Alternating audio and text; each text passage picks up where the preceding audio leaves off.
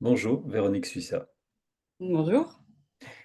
On se retrouve pour des courtes interviews durant l'été, pour entendre parler de rencontres, entendre parler d'hypnose, pour ceux qui en font, pour entendre parler de liens, de médecine intégrative, et puis de parler de ce que vous aimez. Quand vous le voulez, vous pouvez me parler d'un livre, me parler d'une musique. Vous faites ce que vous voulez, vous avez quelques minutes, c'est parti. Pourquoi je vous vois aujourd'hui? Qui êtes-vous, Véronique Suissa? Bonne question, je ne sais pas pourquoi on se voit aujourd'hui. Bon, je m'appelle Véronique Suissa, je suis psychologue clinicienne de formation. J'ai exercé 8 ans en soins de suite et de réadaptation en service oncologie et gériatrie et je dirige une association que j'ai cofondée qui s'appelle l'Agence des médecines complémentaires adaptées, donc avec un petit lien avec la santé intégrative. Donc, c'est un lien avec le soin, c'est un lien avec des confrères, avec des patients. Racontez-nous une rencontre avec un confrère qui vous a marqué.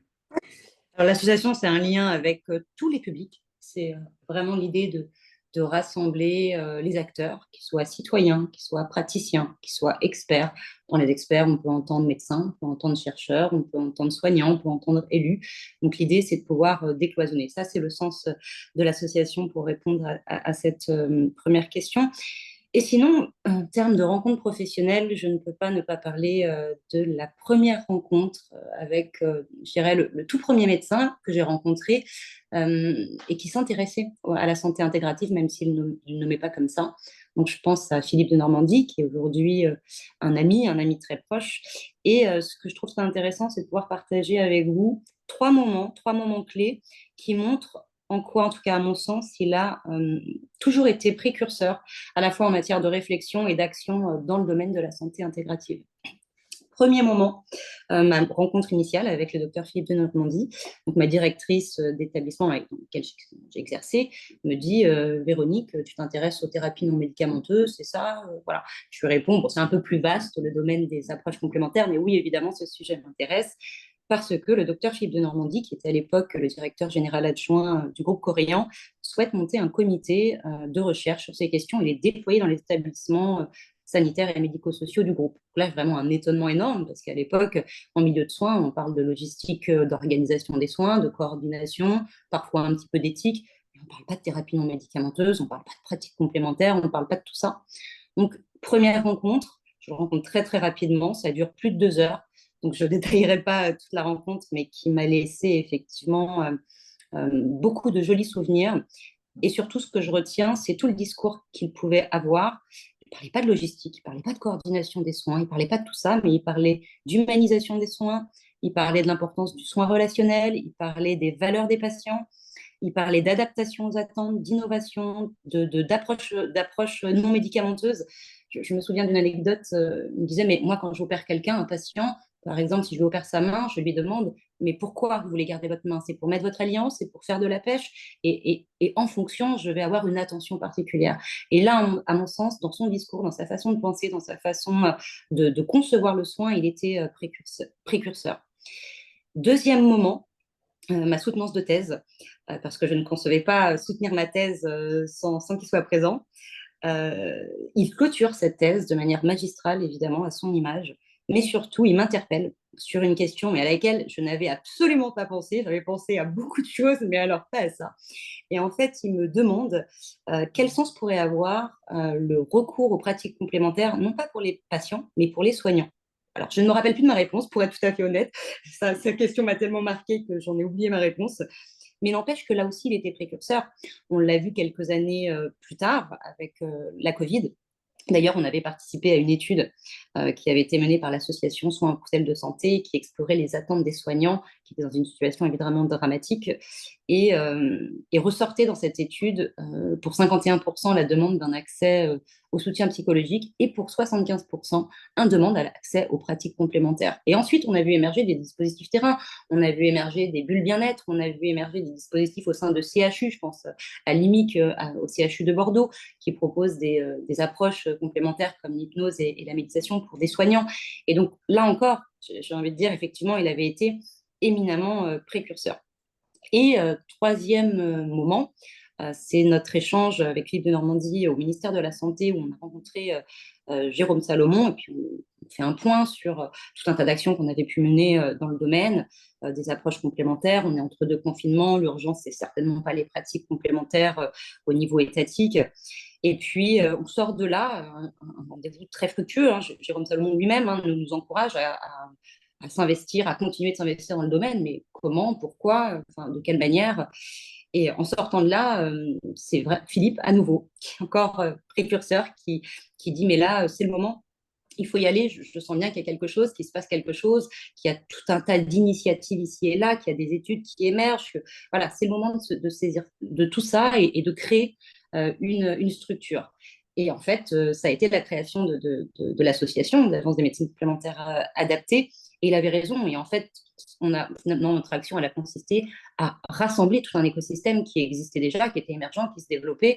Et là encore, troisième fois où il a été précurseur. Donc, je dirais une rencontre absolument fondamentale dans tout le parcours, en tout cas qui a été le mien, mais plus largement qui montre à quel point il a pu être visionnaire sur cette thématique et avant-gardiste dans le domaine. C'est bien, c'est clair, ça fait du bien d'entendre qu'on a pu ouvrir le projecteur sur le mot sens et sur le mot lien. Moi, je dirais que dans ce que j'écoute, j'entends que le lien a du sens à partir du moment où on sait s'en servir dans les deux sens. On va aller voir ce que pense le patient, voir ce que pense un écoutant, un entourage, et on va regarder ce que pense le thérapeute, le soignant. On a besoin de ce projecteur sur les deux côtés. Et je crois que ce qui est complémentaire, c'est déjà ce regard sur les deux côtés. Donc ça me parle bien. Donnez-moi, si vous voulez, aujourd'hui, quelque chose qui vous plaît dans une lecture actuelle que vous êtes en train de faire, dans l'écriture actuelle que vous êtes en train de faire, dans une musique actuelle que vous écoutez, un point qui peut, pendant les vacances, nous amener à rêver. Ah voilà, je ne sais pas si ça fait rêver, mais je vais peut-être vous parler d'écriture effectivement actuelle. Oh, à deux niveaux. Là, je suis sur deux écritures actuellement. L'écriture d'un article scientifique avec Antoine Bioy, qui est aussi une des plus belles rencontres professionnelles, et une psychologue, Chantal Z. Sanders, et qui s'attache à questionner l'évolution des concepts et des pratiques de soins en oncologie.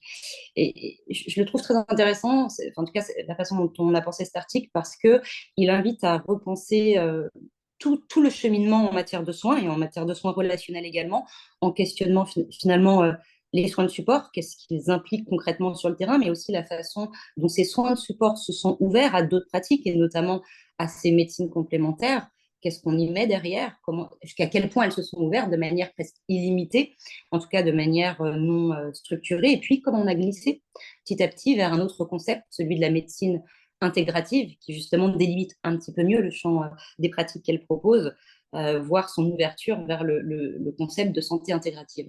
Ça, c'est tout l'enjeu de cet article et qui finalement fait lien avec un autre article qu'on avait écrit il y a quelques années en 2020 et qui visait à proposer une définition et une classification des pratiques complémentaires, mais cette fois-ci appliquée au champ de l'oncologie qui interroge le soin avec un grand S, si je puis dire.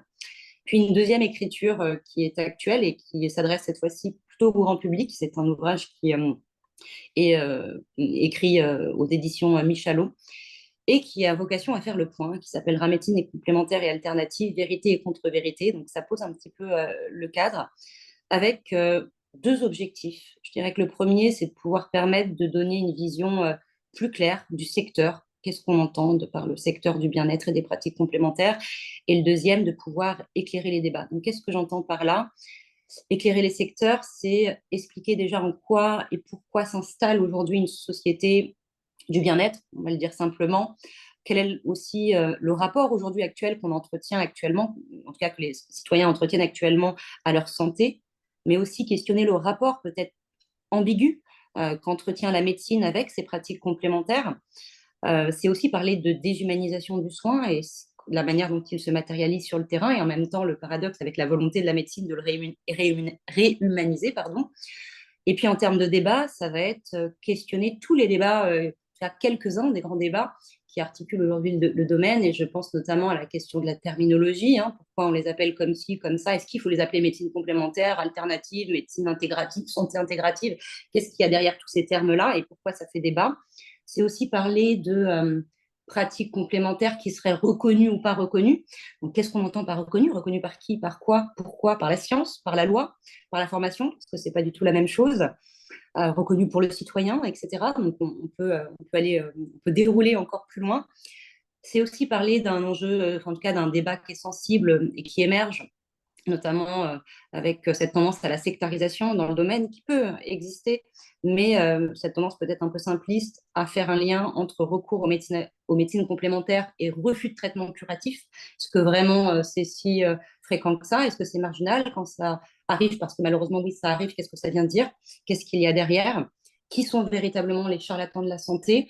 En quoi ont-ils investi le bien-être et ces approches complémentaires? Comment tout ça s'imbrique? Voilà, l'enjeu de ce livre, ça va être d'éclairer un petit peu tout ça avec la volonté d'avoir finalement une position de nuance et peut-être de bon sens, sans parti pris, sans volonté d'encourager un usage absolument assez pratique, ni de sectariser le débat et d'aller pointer justement uniquement les dangers, mais voilà, d'avoir une position de prise de hauteur et de recul par rapport à toutes ces pratiques.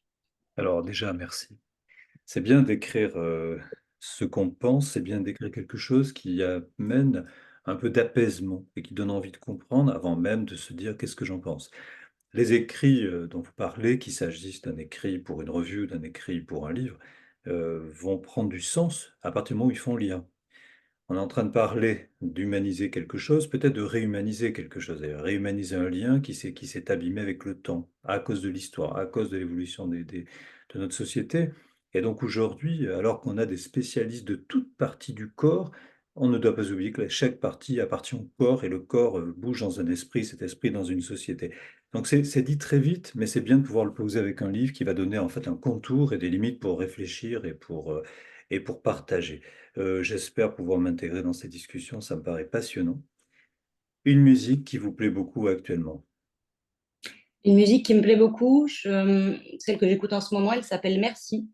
Elle est chantée par Emmanuel Moir et je la trouve très touchante parce que elle chante la reconnaissance envers la vie, envers l'expérience à l'égard de la vie. Bon, évidemment, les paroles sont plus simples que ça, mais derrière, le message est là. Et elle vient dire finalement que l'expérience, aussi bonne soit-elle, mais aussi mauvaise soit-elle, aussi difficile soit-elle, apporte et amène à de la reconnaissance parce qu'on grandit aussi de toutes ces expériences. C'est pas mal de terminer avec ça, merci. Et Merci à vous. au revoir. Au revoir.